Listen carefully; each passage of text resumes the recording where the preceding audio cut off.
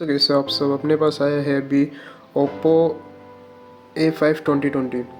तो मेरे पास एक बोर्ड पड़ा था, तो आप देख सकते हो इसमें दिक्कत ये है। इसमें दिक्कत ये है कि भाई इसका जो कनेक्टर है, बैटरी कनेक्टर, वो डैमेज है।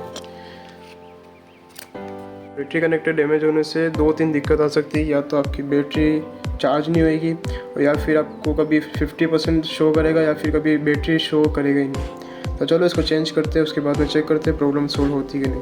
भाई